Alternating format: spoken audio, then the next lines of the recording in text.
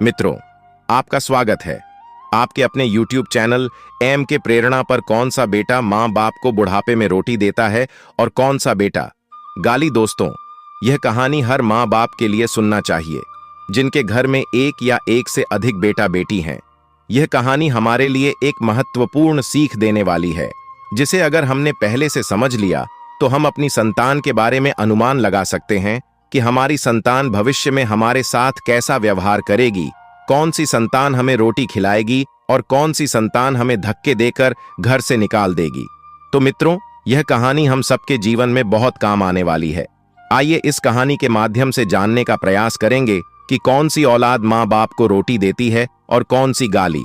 मित्रों, यह कहानी है धौलगढ़ के साम्राज्य की, जहां पर राजा कीरत भान राज करते थे। राजा कीरत भान बड़े ही न्यायप्रिय और प्रजापालक राजा थे।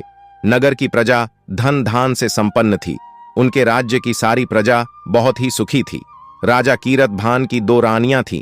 छोटी रानी का नाम था सुंदरा और बड़ी रानी का नाम था वसुंधरा। राजा का पहला विवाह रानी वसुंधरा के साथ हुआ था और 4 साल बाद राजा का दूसरा विवाह रानी सुंदरा के साथ हुआ था। दोनों रानियों पर एक एक पुत्र था। रानी वसुंधरा का जो पुत्र था उसका नाम था भरत और रानी सुंदरा का जो पुत्र था उसका नाम था उत्तम राजकुमार, भरत राजकुमार। उत्तम से बड़ी थी।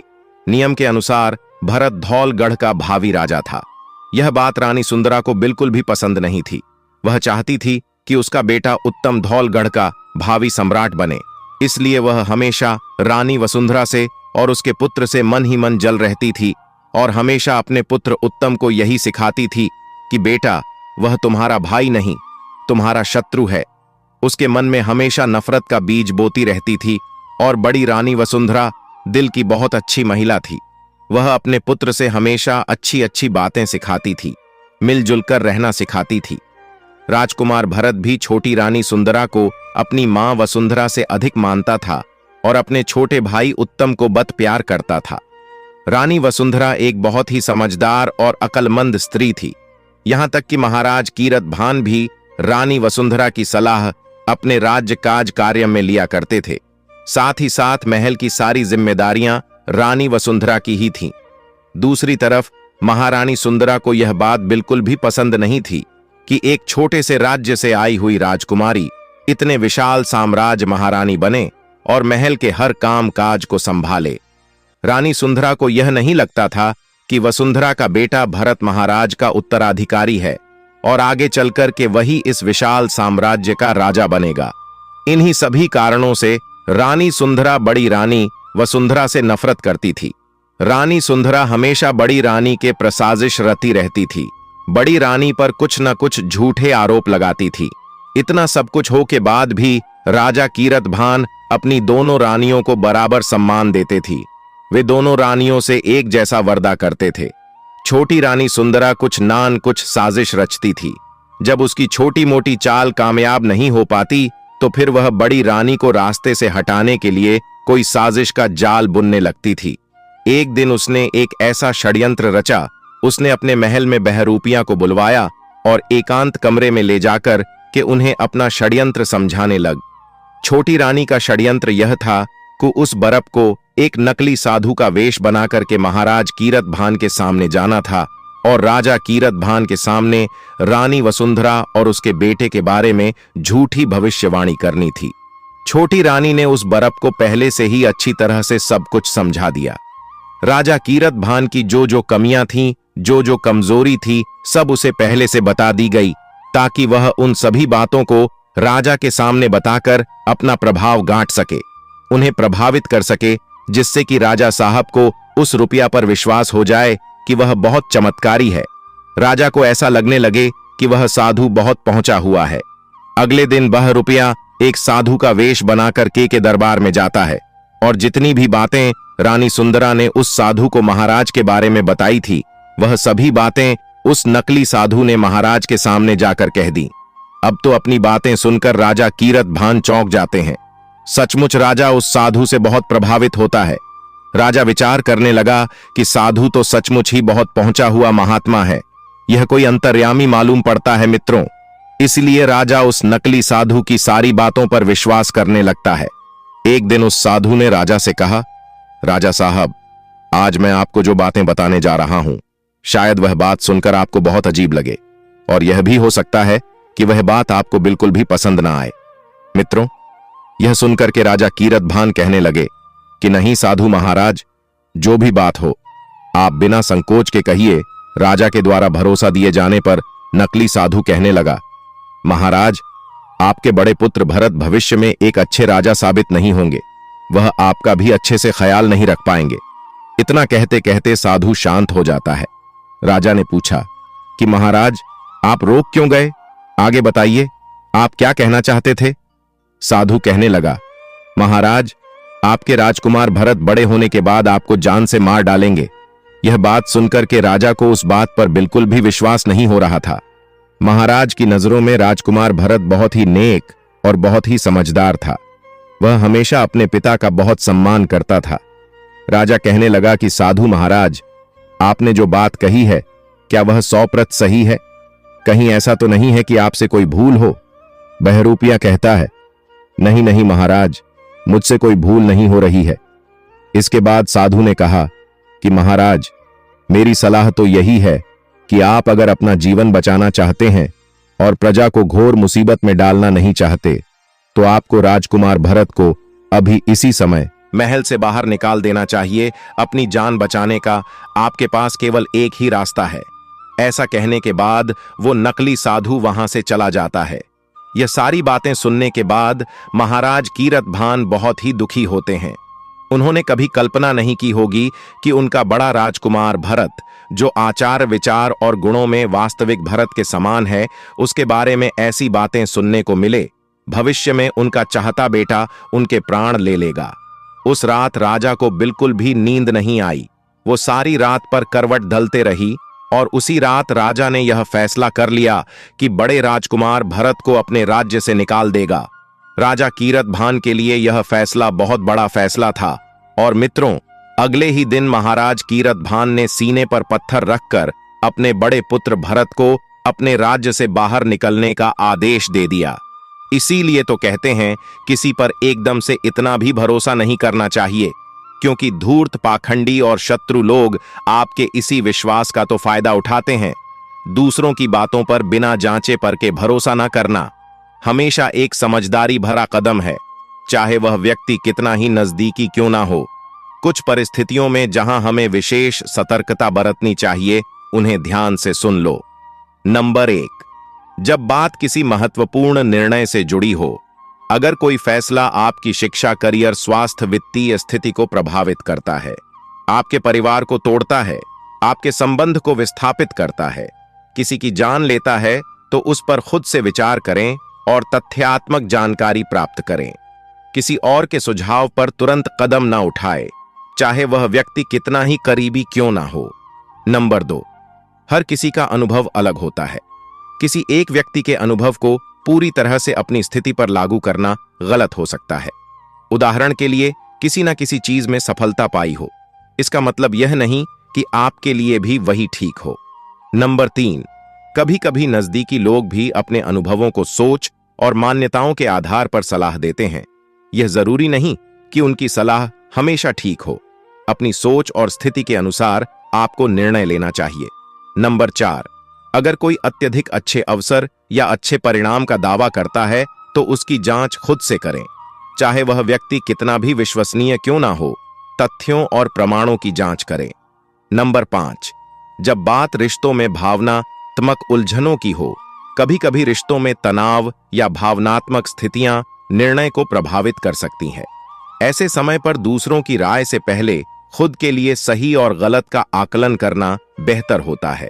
यानी कि दूसरों की बातों पर तब तक अंधा विश्वास नहीं करना चाहिए जब तक कि आप अपनी समझ और तथ्यों के आधार पर पूरी तरह से अस्वस्थ ना हो जाए।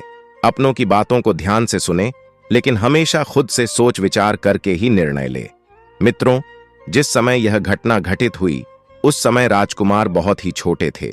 जब रानी वसुंधरा को इस आदेश का पता चला, तो मानो उस पर दुखों का पहाड़ छूट पड़ा हो। रोती बिलखती हुई महारानी महाराज के पास पहुंची और उनसे ऐसा न करने की प्रार्थना करने लगी। परंतु महाराज कीरतभान पर तो उसका कोई असर नहीं हुआ। रानी वसुंधरा ने उन्हें मनाने की बहुत कोशिश की, परंतु जब उन्हें देखा कि राजा अपने फैसले पर बिल्कुल अटल है, तो वह कहने लगी कि ठीक है, जैसी आपकी इच्छा। अगर आप मेरे पुत्र को इस महल से निकालना चाहते हैं तो मेरा भी फैसला सुन लीजिए। मैं अपने पुत्र को कहीं पर भी अकेला नहीं जाने दूंगी, इसलिए मैं भी अपने पुत्र के साथ इस राज्य को छोड़ रही हूं। बड़ी रानी वसुंधरा के ऐसा कहने पर राजा कीरतभान अपने फैसले से टस से मस नहीं हुए। कई बार दूसरे लोग अपनी बातों का इतना असर चढ़ा देते हैं कि फिर उन पर दूसरों की बातें असर नहीं करती। मित्रों, मजबूर होकर के रानी वसुंधरा अपने पुत्र भरत को लेकर उस महल से निकल जाती है और उस राज्य से दूर चली जाती है। कुछ दिनों के सफर के बाद दोनों मां और बेटे एक दूसरे राज्य मंगोलगढ़ में पहुंच जाते हैं और वहीं पर रहने लगते हैं। रानी वसुंधरा एक बहुत ही समझदार औरत थी। वह मिट्टी के घड़े बनाकर और उन्हें बेच करके अपने घर का गुजारा करती थी और अपने पुत्र का अच्छे से पालन करती थी। अब दोनों एक साधारण सा जीवन व्यतीत कर रहे थे। राजकुमार भरत अपनी मां की सहायता किया करता था। इस तरह से रानी वसुंधरा और राजकुमार भरत का जीवन रातों रात पूरी तरह से बदल गया था। वे दोनों एक महल से एक झोपड़ी में आ चुके थे। यह समय कब किसको कहां पहुंचा दे, मित्रों, कोई नहीं जानता। वक्त का पहिया किधर घूम जाए, किसी को कुछ नहीं पता। बड़े बड़े चक्रवर्ती राजा भी भिखार बन गई और भिखारी भी राजा बनकर राज चलाने लगी। रानी वसुंधरा और राजकुमार समय के साथ समझौता कर लेते हैं। झोपड़ी में रहकर भी बड़े प्रेम से अपना जीवन व्यतीत कर रहे थे। समय अपनी गति से बीत रहा था। अब राजकुमार भरत धीरे धीरे बड़ा हो चुका था। दूसरी तरफ धवलगिरी राजकुमार उत्तम भी बड़ा हो चुका था, लेकिन राजकुमार उत्तम बहुत ही ज्यादा घमंडी और नाकारा किस्म का राजकुमार था। वह कभी भी अपने पिता से तमीज से बात नहीं करता था। उसका व्यवहार एक अच्छे राजकुमार के जैसा नहीं था। राजा कीरतभान हर समय उत्तम को समझाने का प्रयास करते थे कि तुम इस विशाल साम्राज्य के राजकुमार हो और तुम्हें ही साम्राज्य का राजा बनना है, इसलिए तुम्हें हर कला में निपुण होना चाहिए। तुम्हें विद्या अध्ययन के साथ साथ युद्ध का भी अभ्यास करना चाहिए, ताकि तुम अपनी प्रजा की रक्षा कर सको। परंतु असल बात तो यह थी कि राजकुमार उत्तम एक बहुत ही आलसी व्यक्ति था। उसे ना तो विद्या ग्रहण करने की रुचि थी और ना ही युद्ध कला का अभ्यास करने की। वह सारे दिन केवल अपनी मनमानी करता था और दूसरों का मजाक उड़ाता था। हर किसी को नीचा दिखाने की कोशिश किया करता था। वो की इज्जत नहीं करता था। जब भी राजा कीरतभान उत्तम को कोई बात समझाने लगते तो उल्टा वो उन्हें जवाब देता था। इन सभी परिस्थितियों को देख करके राजा को भी लगने लगा कि राजकुमार उत्तम इस विशाल साम्राज्य के राजा बनने की योग्य नहीं है और ना ही उसमें वह सारे गुण हैं जो एक राजा में होने चाहिए। तब राजा ने यह फैसला किया कि वह किसी भी हालत में उत्तम को इस विशाल राज्य का राजा नहीं बनने देगा, क्योंकि उत्तम भविष्य में राजा बन जाएगा तो प्रजा का बिल्कुल भी ध्यान नहीं रखेगा। जब राजकुमार उत्तम को इस बारे में पता चला कि उसके पिता राजा कीरतभान उसे भविष्य का राजा नहीं बनाना चाहते, तो उसने सेनापति के साथ मिलकर के एक षड्यंत्र रचा और राजा के कुछ खास मंत्रियों को खाने में विष मिलाकर मरवा दिया। उसके बाद सेनापति और राजकुमार ने मिलकर के राजा कीरतभान से उनकी राजगद्दी छीन ली। यहां तक कि उनके राजसी वस्त्र उतार करके उन्हें सादा वस्त्र पहना दिए और फिर महलों से धक्के मार करके निकाल दिया। छोटी रानी सुंदरा यह सब कुछ देखती रही और उसने इसका बिल्कुल भी विरोध नहीं किया, बल्कि उसे इस बात की बड़ी खुशी हुई कि उसका बेटा राजा बन गया है। इन सभी घटनाओं का राजा पर बहुत गहरा आघात पड़ा। बहुत दिनों तक राजा कीरतभान नगर नगर गांव गांव भटकती रही। कभी जंगल कभी पहाड़ों में भटकते भटकते वे एक दिन उसी नगर में पहुंच जाते हैं जहां बड़ी रानी वसुंधरा अपने बेटे के साथ रह रही थी। राजा कीरतभान एक पेड़ के नीचे बैठकर यह सोचकर बड़े दुखी हो रहे थे कि उन्होंने अपने बड़े पुत्र और रानी को घर से निकाल दिया, जबकि वे दोनों उनकी हर बात मानते थे। किसी ने सच कहा है, मनुष्य को उसकी करनी का दंड जरूर मिलता है। राजा के को समझ में नहीं आ रहा था कि वह क्या करे। एक पुत्र उसने अपने हाथ से घर से निकाल दिया और दूसरे पुत्र ने उन्हें घर से निकाल दिया। राजा ने सोचा ऐसे जीवन से तो मर जाना ही अच्छा है। राजा कीरतभान उस पेड़ के नीचे बैठकर मरने का विचार बना रहे थे। पेड़ पर एक मनुष्य की तरह बोलने वाला बूढ़ा कौवा बैठा हुआ था। वो कौवा बड़ा ही ज्ञानी था, जिंदगी के बहुत से अनुभव से पता थे। वो कौवा राजा की दशा पर बहुत हंस रहा था और कहने लगा, मूर्ख राजा, दूसरे पर अत्यधिक विश्वास करने का यही नतीजा होता है जो तू आज राज से वंचित है और अपने पुत्र पत्नियों से दूर है। विधाता ने तुझे 2 बेटे दिए, लेकिन दोनों बेटों में से कोई तेरे पास नहीं है। एक तूने स्वयं अपने हाथों से घर से निकाल दिया और दूसरे ने तुझे निकाल दिया। यही तो ईश्वर का न्याय है। हे राजन, सुन, मैं तुझे बहुत ही कीमती बात बताने जा रहा हूं जो तेरे माध्यम से पूरे संसार को लावान्वित करेगी। कौन सा पुत्र मां बाप को सुख देता है और कौन सा दुख, इस चीज का अनुमान मनुष्य को पहले से लगा लेना चाहिए। पहले से वह यह जान सकता है कि कौन सा बेटा मां बाप की सेवा करेगा और कौन उन्हें धक्के मारेगा। तो इन लक्षणों को भली भांति याद कर लो। नंबर, जो संतान अपने माता पिता और अन्य बुजुर्गों का सम्मान और सेवा करती हो, वह आगे चलकर भी उनके प्रति अपने कर्तव्यों का निर्माण करने में सक्षम होगी। नंबर 2, अगर बेटा दूसरों की भावनाओं का सम्मान करता है, उनकी जरूरतों का ख्याल रखता है, तो इसका संकेत यही है कि वह अपने माता पिता की भी देखभाल करेगा। नंबर 3, जो बेटा अपने माता पिता की छोटी बड़ी बातों का ध्यान रखता है, उनकी बातों को ध्यान से सुनता है, वह भविष्य में उनकी देखभाल के लिए तत्पर रहेगा। नंबर 4, अगर बेटा स्वार्थी नहीं है और दूसरों के हितों का भी ख्याल रखता है, तो वह माता पिता की भी चिंता अवश्य करेगा। नंबर 5, जो संतान अपने जीवन में नैतिक मूल्यों का पालन करती है, धर्म कर्म से जुड़ाव है, वह माता पिता की सेवा और देखभाल में भी पीछे नहीं हटेगी। कौवा कहता है, हे राजन, किसी बेटे के नालायक या जिम्मेदार ना होने का पूर्व अनुमान उसके बचपन में और युवावस्था के दौरान दिखने वाले व्यवहार और स्वभाव से लगाया जा सकता है। कुछ लक्षण जो संकेत देते हैं कि संतान भविष्य में माता पिता की देखभाल नहीं करेगी या उनके प्रति असंवेदनशील हो सकती है, तो उनके लक्षण यह है। नंबर 1, जो बेटा केवल अपने बारे में सोचता हो, शुरू से ही अपनी जरूरतों को प्राथमिकता देता हो और दूसरों की भावनाओं या जरूरतों का ख्याल नहीं रखता हो, वह भविष्य में माता पिता की परवाह नहीं करेगा। नंबर 2, अगर बेटा शुरू से ही माता पिता की बातों को अनसुना करता है, उनकी बातों का मजाक उड़ाता है या उन्हें सम्मान नहीं देता है, तो यह भी एक संकेत है कि वह आगे चलकर उनके प्रति सम्मान और जिम्मेदारी का पालन नहीं करेगा।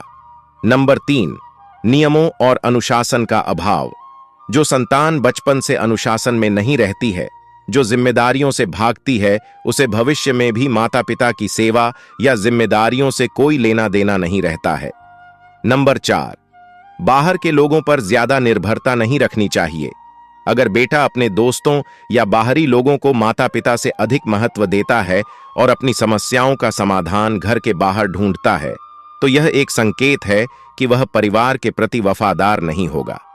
नंबर 5, जो संतान छोटी छोटी बातों पर गुस्सा करती हो, जिद्दी है और अपने माता पिता से बदतमीज से फेस आती है, उसे उम्मीद की जा सकती है कि वह भविष्य में उनकी जरूरतों को कभी पूरा नहीं करेगा, उन्हें कभी नहीं देखेगा। नंबर 6, दूसरों की सेवा ना करना। अगर बेटा कभी भी किसी की मदद करने या सेवा करने की भावना नहीं दिखाता है, अगर दया और करुणा का भाव उसके अंदर नहीं है, तो यह भी एक संकेत है कि वह भविष्य में माता पिता की भी मदद नहीं करेगा। नंबर 7, जो बेटा छोटी छोटी बातों पर शिकायत करता है और हमेशा दूसरों को दोषी ठहराता है, मां बाप की बात पर कुतर्क करता है, वह भविष्य में माता पिता की जिम्मेदारियों से दूर भागेगा और उनके प्रति असंवेदनशील हो सकता है। इन संकेतों के माध्यम से यह अंदाजा लगाया जा सकता है कि कौन सी संतान भविष्य में माता पिता की देखभाल नहीं करेगी। हालांकि यह भी महत्वपूर्ण है कि बच्चों की सही परिवार और मार्गदर्शन किया जाए ताकि उनका स्वभाव समय के साथ सुधर सके, तो वह अपने मां बाप के प्रति जिम्मेदार रहेंगे। आपने भी अपनी संतान के स्वभाव को परखने में भूल कर दी। वह कौवा राजा कीरतभान से कहता है और बाहरी लोगों की बातों पर हद से ज्यादा भरोसा किया। आपके राजसी ठाट बांट और सुख साधनों ने आपके बेटे को अनियंत्रित कर दिया। आप अपनी पत्नी और बच्चों के प्रति असंवेदनशील रहे, इसलिए आपके आगे ऐसी स्थिति पैदा हुई। खैर, अब तुम्हें मरने की या दुखी होने की कोई आवश्यकता नहीं है। इस समय आप सही जगह आप पहुंचे हो। बहुत शीघ्र आपकी विपत्ति कटने वाली है मित्रों। इतना कहकर के वो कौवा वहां से उड़ जाता है।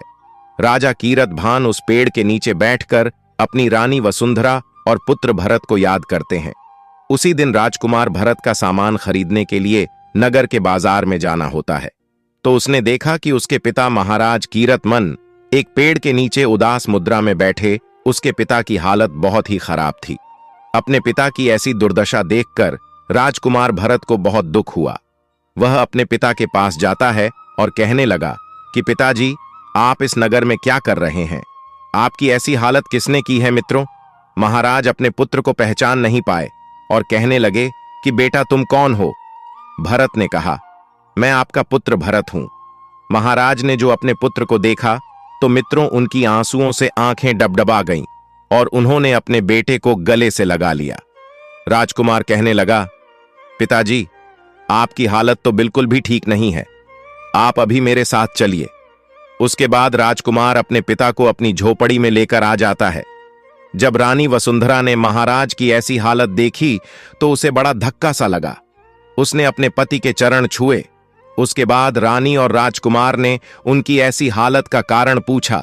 तब राजा ने उन्हें सारी बात बता दी कि आज राजकुमार उत्तम ने उसके साथ कैसा बर्ताव किया है और राजगद्दी हड़पने के लालच में उसने हमारे सभी विश्वास पात्र मंत्रियों को मरवा दिया है और सेनापति के साथ मिलकर मुझे महल से बाहर निकलवा दिया। सारी बातें जानने के बाद राजकुमार भरत कहने लगा, पिताजी, आप बिल्कुल भी चिंता मत करिए। मुझे लगता है कि राजकुमार उत्तम किसी के बहकावे में आकर के ऐसी गलती कर बैठा है, इसलिए उसने ऐसी जल्दबाजी में कदम उठाया है। मुझे विश्वास है कि उसे जल्दी ही अपनी गलती का एहसास होगा और वह खुद आपसे माफी मांगने के लिए आएगा। अपने बेटे बातें सुनकर के महाराज मन ही मन सोचने लगे कि पुत्र भरत के मन में अपने भाई के लिए बिल्कुल भी ईर्ष्या और दोष नहीं है। कितना अंतर है भरत और उत्तम की सोच में मित्रों। इसके बाद सभी ने मिलकर के भोजन किया और फिर सो जाते हैं। मित्रों, उस दिन के बाद से महारानी वसुंधरा अपने बेटे और पति के साथ रहने लगी। रानी और राजकुमार मिलकर राजा कीरतवहन की खूब सेवा करते थे। रोजाना राजा जब भोजन कर लेते थे उसके बाद ही राजकुमार भोजन करता था। अब महाराज को राजकुमार भरत और वसुंधरा के साथ रहते हुए कुछ महीने बीत जाते हैं। एक दिन राजा साहब जब अकेले बैठे थे तो वे सोचने लगे कि मैंने तो राजकुमार भरत को दूसरे के बहकावे में आकर घर से निकलवा दिया था और उसका जीवन पूरी तरह से बर्बाद कर दिया था। मेरी वजह से ही रानी और उसके बेटे को इतनी दूर एक अनजान जगह में अकेले जीवन बिताना पड़ रहा है और मेरे ही सामने रातों रात महल से वे झोपड़ी में चले आए। इतना सब कुछ हो जाने के बाद भी मेरा बेटा मुझे कितना सम्मान दे रहा है और मेरी पत्नी मेरी कितनी सेवा कर रही है। वहीं दूसरी तरफ राजकुमार उत्तम था जिसे मैंने हमेशा से सब कुछ दिया, उसकी सभी इच्छाएं पूरी की और उसने राज्य हड़पने के लालच में मुझे राजमहलों से धक्के देकर निकाल दिया। आज राजा के मन में बहुत ही पश्चाताप हो रहा था। उसे लगने लगा कि उसने अपने जीवन में यही सबसे बड़ी भूल कर दी है जिसे वह कभी सुधार नहीं पाएगा। उसने उस साधु की बात पर भरोसा करके बहुत बड़ी गलती कर दी थी, परंतु अब बाजी तो हंस से निकल चुकी थी।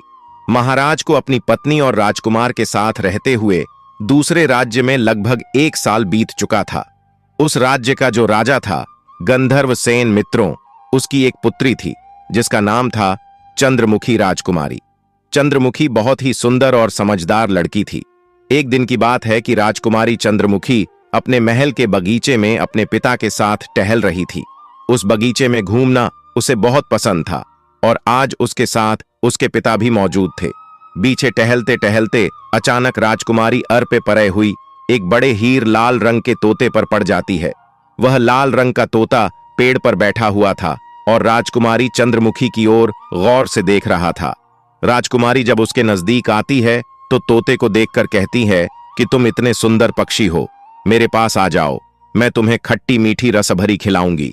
उसकी बात सुनकर के तोता कहता है कि मेरा दिल तो चाहता है कि मैं तुम जैसी नेक दिल और सुंदर राजकुमारी के पास आकर रहूं और खट्टी मीठी रस भरी खाऊं।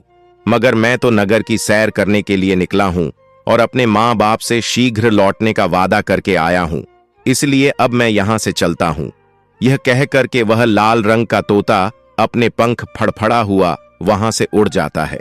यह देखकर राजकुमारी चंद्रमुखी को बड़ी हैरानी होती है कि वो सुंदर पक्षी मनुष्यों की भाषा में बोलता था। राजकुमारी फौरन अपने पिता के पास आती है और कहने लगी कि पिताजी, मुझे यही बोलने वाला तोता चाहिए। वह तोता मेरे मन में बस गया है।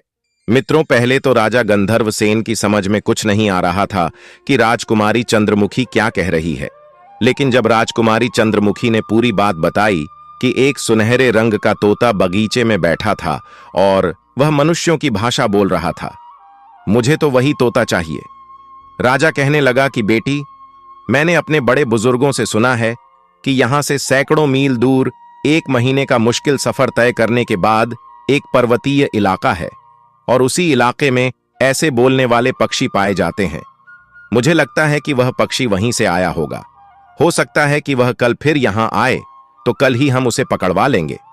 मित्रों, अगले दिन राजकुमारी उस लाल रंग के पक्षी का इंतजार करती रही, लेकिन वो तोता दोबारा लौटकर नहीं आया। इसी चिंता में राजकुमारी पूरे दिन कुछ भी नहीं खाती है और धीरे धीरे रात हो जाती है। अब तो उसकी उम्मीद भी खत्म हो गई। राजकुमारी अपने मां के गले लगकर खूब रोने लगी। उसकी मां ने कई तरीके से उसे बहलाने की कोशिश की, लेकिन उस बोलने वाले तोते का ख्याल राजकुमारी चंद्रमुखी के मन से नहीं निकल रहा था। अपनी बेटी की उदासी देखकर महाराज भी परेशान हो जाते हैं। जब 2-3 दिन इसी तरह बीत जाते हैं, तब राजा और रानी को बड़ी चिंता होती है कि कहीं उनकी बेटी बीमार ना पड़ जाए। तब महाराज के मन में विचार आया कि क्यों ना वह खुद ही लंबा सफर तय करके और उस पर्वतीय इलाके में जाए और वहां से वह लाल रंग का तोता पकड़कर ले आए और राजकुमारी चंद्रमुखी को लाकर दे दे। जब उन्होंने महारानी से इस बात पर बात की तो वो कहने लगी कि अगर आप सफर पर रवाना होना चाहते हैं तो आप जानते हैं कि वहां महीनों भर का लंबा सफर है। इतने दिनों तक राज्य का संचालन कौन करेगा? उस तोते को तलाश करने में न जाने कितना समय लग जाए। मेरी मानिए, आप राजकीय घोषणा करवा दीजिए कि जो भी व्यक्ति रत्नगिरी के पर्वतीय इलाके से उस बोलने वाले तोते को लेकर के आएगा, उसे 20,000 सोने की मोहरें इनाम में दी जाएंगी।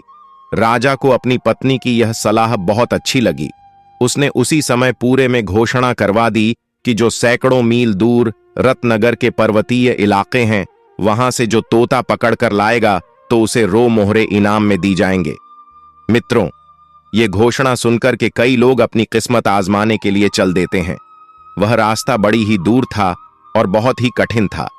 रास्ते में बहुत से पहाड़, नदी नाले और जंगल पड़ते थी। उन जंगलों में तरह तरह के खुखार जानवर रहते थे। कुछ लोग जंगली जानवरों को देख करके हिम्मत हार कर बैठ गए।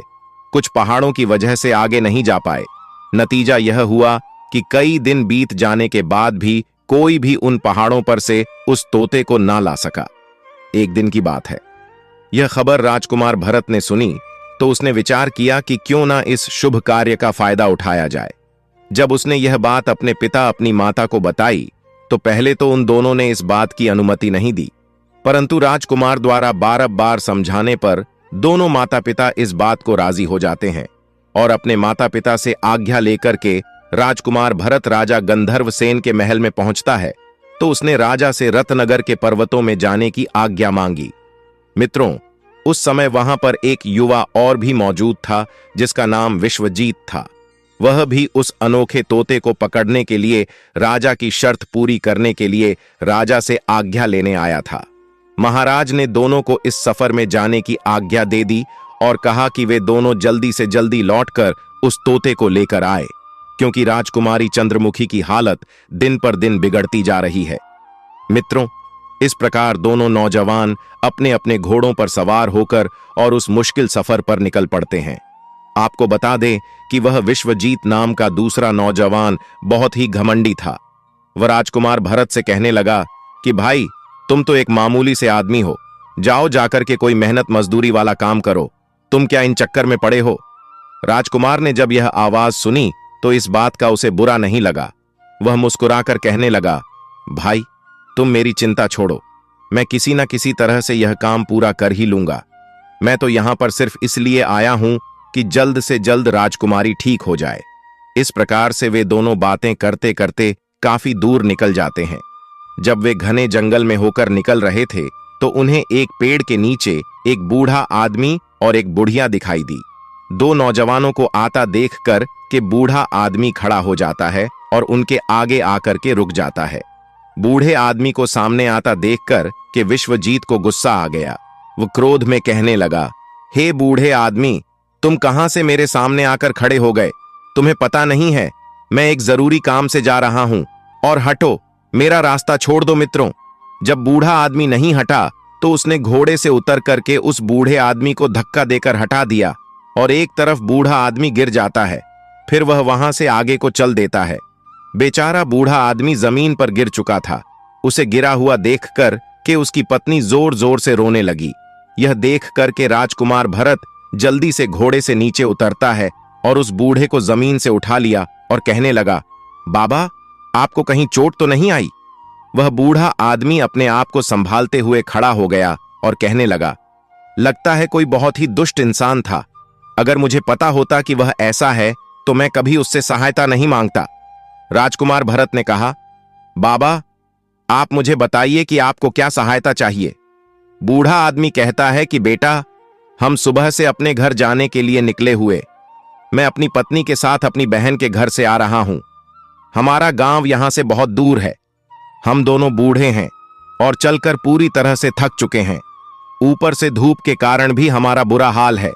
हम चाहते हैं कि जल्दी से जल्दी हम घर पहुंच जाएं। बेटा, तुम्हारे पास घोड़ा मौजूद है। अगर तुम हमें गांव तक पहुंचा दो तो तुम्हारी बड़ी कृपा होगी।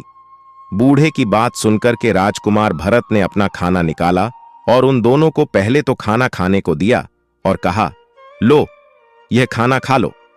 जब बूढ़ा और बुढ़िया दोनों खाना खा चुके तो राजकुमार ने उन दोनों को अपने घोड़े पर बैठाया और खुद पैदल चलते हुए घोड़े की लगाम पकड़कर उन्हें उनके घर की तरफ ले आए। घर पहुंच करके दोनों पति पत्नी राजकुमार को बहुत आशीर्वाद देते हैं। उन्हें घर पहुंचते पहुंचते शाम हो चुकी थी।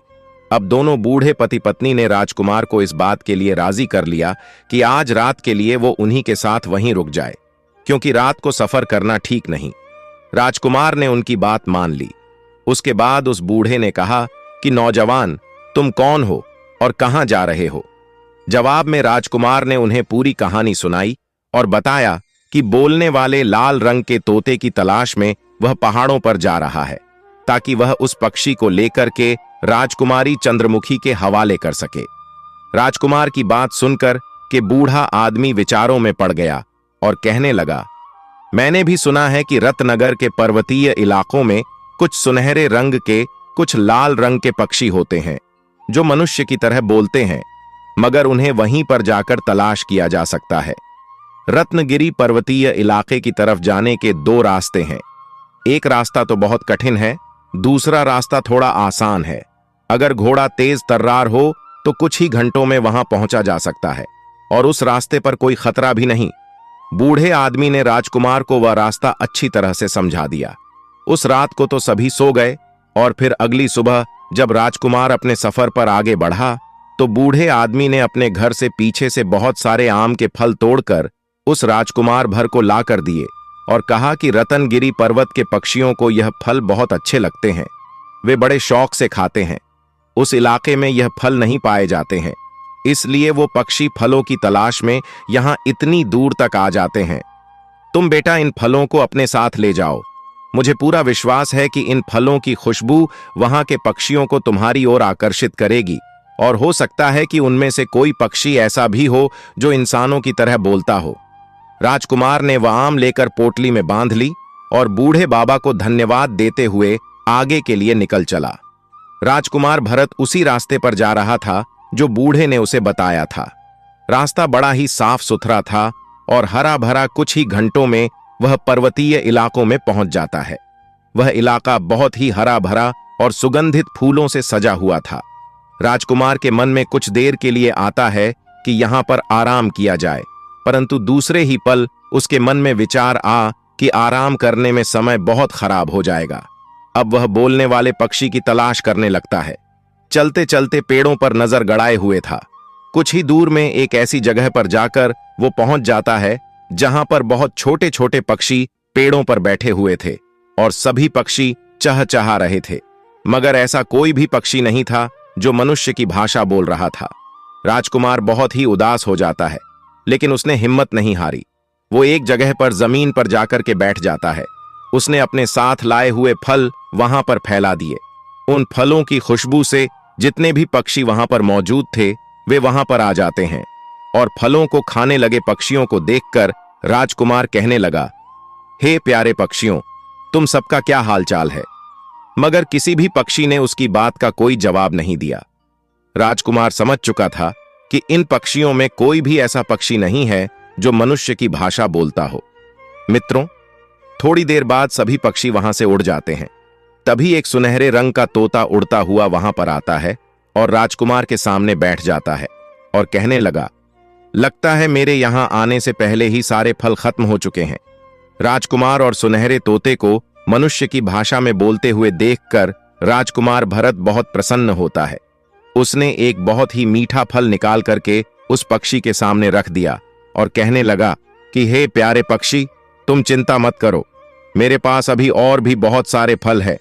यह सुनकर के वो तोता राजकुमार के पास आ जाता है और मजे से उसका दिया हुआ फल खाने लगता है। राजकुमार ने अपने मतलब की बात उस तोते से कही। क्या? अरे प्यारे तोते, क्या तुम मेरे साथ मेरे नगर मंगोलगढ़ में चलना पसंद करोगे? तोता कहने लगा, क्यों नहीं, मुझे तुम्हारे फल बहुत ही पसंद है, क्योंकि वहां पर बहुत सारे आमों के बाग हैं। अगर मैं तुम्हारे साथ चलूंगा तो तू मुझे पिंजरे में तो बंद नहीं करवा दोगे, क्योंकि मुझे पिंजरे में बंद होने से बहुत डर लगता है। राजकुमार कहने लगा, नहीं नहीं, तुम इस बात की चिंता बिल्कुल मत करो। मैं तुम्हारी तलाश में लंबा सफर तय करके आया हूं। हमारे राजा की बेटी तुम्हारे इंतजार में बिना कुछ खाए पिए कई कई दिन से बेसुध पड़ी है। मैं तुम्हें ले जाकर के राजकुमारी के हवाले कर दूंगा। वहां पर तुम महल में बहुत ही आराम से रहोगी। मैं उसे यह भी बता दूंगा कि वो तुम्हें में बंद ना करे। वो तोता कहने लगा, हां, कुछ दिनों पहले मैं राजकुमारी चंद्रमुखी से मिल चुका हूं। जब मैं नगर नगर घूमने के लिए निकला था तब राजा के बगीचे में मेरी मुलाकात राजकुमारी से हुई थी। वे एक बहुत ही नेक दिल और अच्छी राजकुमारी है। मैं बहुत ही खुशी से उनके साथ रहने को तैयार हूं। तोता की बात सुनकर राजकुमार भरत बहुत प्रसन्न होता है। वो तोता उड़ करके राजकुमार के कंधे पर जाकर बैठ जाता है। अब राज का उद्देश्य पूरा हो चुका था, इसलिए उसने वापसी का सफर शुरू कर दिया। तोता राजकुमार के घोड़े के ऊपर उड़ता हुआ साथ साथ चल रहा था। लंबा सफर तय करने के बाद जब राजकुमार मंगोलगढ़ राज्य की सीमा में दाखिल होता है, तभी वही नौजवान विश्वजीत आता हुआ दिखाई देता है जो तोता की तलाश में उसके साथ गया था, परंतु वो दूसरे रास्ते पर पड़ गया था। उस रास्ते पर बड़ी कठिनाई थी, उसकी हालत काफी खराब दिखाई दे रही थी। राजकुमार समझ गया था कि यह तोता के पास जाने के लिए दूसरे मुश्किल रास्ते पर निकल पड़ा होगा, जिसके बारे में उस बूढ़े बाबा ने बताया था। वे दोनों एक दूसरे से मिलते हैं।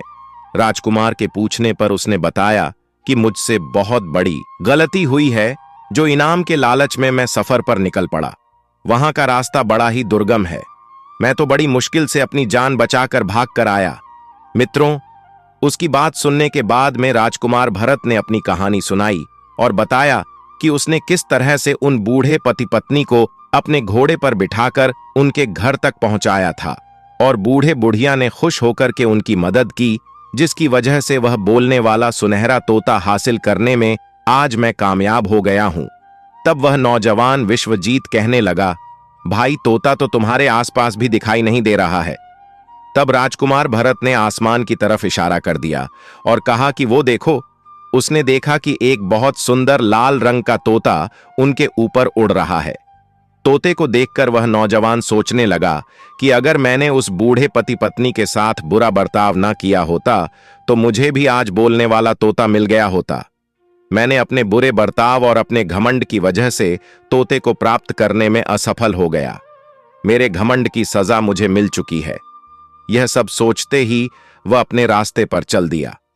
राजकुमार भरत जब महल में पहुंचा तो सुनहरे रंग के तोते को देखकर राजा बड़ा प्रसन्न हुआ। राजकुमारी चंद्रमुखी भी जब सुनहरे तोते को देखती है तो वह भी बड़ी खुशी से नाचने लगती है। भरत उस सुनहरे तोते को राजकुमारी को सौंप देता है और कहता है कि राजकुमारी जी, मुझे उम्मीद है कि आप बिल्कुल स्वस्थ हो जाएंगे। यह पक्षी आपके साथ रहने के लिए बड़ी खुशी से तैयार है, परंतु आपने मुझे वचन देना होगा।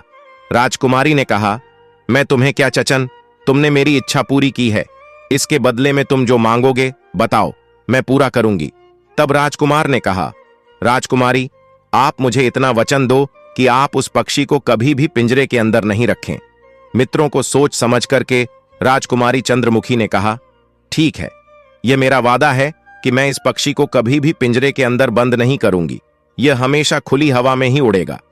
राजकुमारी चंद्रमुखी को खुश देख करके राजा गंधर्व से और रानी ने भी सुख की सांस ली और राजा ने भरत की हिम्मत और बहादुरी की बहुत तारीफ की। इधर रात हो चुकी थी। राजा रानी से बात कर रहा था तो रानी कहने लगी कि महाराज, यह लड़का बड़ा बुद्धिमान है, मुझे लगता है इसका कोई साधन नहीं है और यह किसी ऊंचे खानदान से संबंध रखता है। मेरी बात मानिए, आप इसे एक बार इसकी सच्चाई पता कीजिए कि कौन है और कहां रहता है। मुझे तो यह हमारे राजकुमारी के लिए योग भर लगता है। रानी के कहने पर अगली सुबह महाराज ने राजकुमार को अपने पास बुलाया और उससे पूछने लगा कि नौजवान, सच सच बताना कि तुम कौन हो और किस खानदान से तुम्हारा संबंध है। राजा की बात सुनकर के राजकुमार ने महाराज गंधर्व सेन को सारी बात बता दी कि वह धौलगढ़ का राजकुमार भरत है और किस तरह से उसके पिता ने उसे महल से निकाल दिया था और उसके बाद उसके भाई ने भी पिता के साथ धोखा करते हुए उन्हें महल से निकाल दिया है। इस तरह से राजकुमार ने अपनी पूरी कहानी विस्तार से राजा को सुना दी। सारी बातें जानने के बाद राजा ने कहा कि राजकुमार, इसका मतलब यह हुआ कि हमारी पत्नी का अनुमान बिल्कुल ठीक है। तुमने हमारी बेटी की जान बचाई है और हम पर बड़ा उपकार किया है। अगर तुम चाहो तो हम तुम्हारा साम्राज्य वापस दिलवाने में तुम्हारी मदद कर सकते हैं। तुम बड़े बुद्धिमान और बहादुर हो और तुम चाहो तो मेरी विशाल सेना को लेकर के अपने बेईमान भाई उत्तम के महल पर चढ़ाई कर दो और उसे हरा करके अपना साम्राज्य वापस ले लो। राजकुमार ने कहा कि महाराज, आपका प्रस्ताव बड़ा ही अच्छा है, परंतु मुझे फैसला करने के लिए अपने माता पिता से विचार विमर्श करना पड़ेगा, उसके बाद ही कोई निर्णय ले सकता हूं। मुझे इस समय आज्ञा दीजिए कि मैं उनसे सलाह करके जल्दी लौट आऊंगा। इतना कहकर के राजकुमार भरत वापस अपने माता पिता के पास आता है और राजा ने जो बात उससे पूछी थी वही बात उसने अपने माता पिता से कह सुनाई कि यहाँ के राजा साहब धौलगढ़ का साम्राज्य वापस पाने में उनकी सहायता करना चाहते हैं। यह बात सुनकर के राजा कीरतभान बहुत खुश हो जाते हैं। कहने लगे, पुत्र, इस मौके को हाथ से मत जाने दो महाराज। गंधर्व सेन की सहायता से जल्द हमें अपना राज्य वापस ले लेना चाहिए। और फिर ऐसा ही हुआ। इधर राजा गंधर्व सेन ने अपनी सारी सेना राजकुमार भरत के हवाले कर दी। राजकुमार भरत और राजा कीरतभान ने अपनी विशाल सेना लेकर उत्तम के महल पर आक्रमण करके उसे बंदी बना लिया। तब उत्तम ने सारी सच्चाई उनको बताई कि सारा षड्यंत्र उसकी मां सुंदरा के द्वारा रचा गया था। उसने ही बरब को साधु बनाकर के महाराज के पास भेजा था, जिसकी झूठी भविष्यवाणी के कारण राजा कीरतभान ने वसुंधरा और राजकुमार भरत को राज्य से बाहर निकाल दिया था। सारी सच्चाई जानने के बाद कीरतभान ने अपनी छोटी रानी सुंदरा और राजकुमार उत्तम को देश निकाला दे दिया। वह अपनी बड़ी रानी वसुंधरा और अपने बेटे के साथ महल में आराम से रहने लगा। उधर राजा गंधर्व सेन ने अपनी राजकुमारी चंद्रमुखी का विवाह राजकुमार भरत के साथ कर दिया था। मित्रों, कुछ समय के बाद में राजकुमार भरत को धौलगढ़ का राजा बना दिया जाता है और उसके बाद उसके पिता कीरतभान अपने पुत्र को राज सुख सौंपकर राजा बनाने के बाद वे भगवान का भजन करने के लिए जंगल में चले जाते हैं। मित्रों, इस कहानी से आपने क्या सीख ली, कमेंट सेक्शन में जरूर बताना। हमारे YouTube चैनल एम के प्रेरणा को सब्सक्राइब जरूर कर लीजिएगा। तो चलिए मिलते हैं आपसे अगली कहानी में, अगले वीडियो में। आप सभी का बहुत बहुत धन्यवाद। जय श्री कृष्णा, जय माता तादी।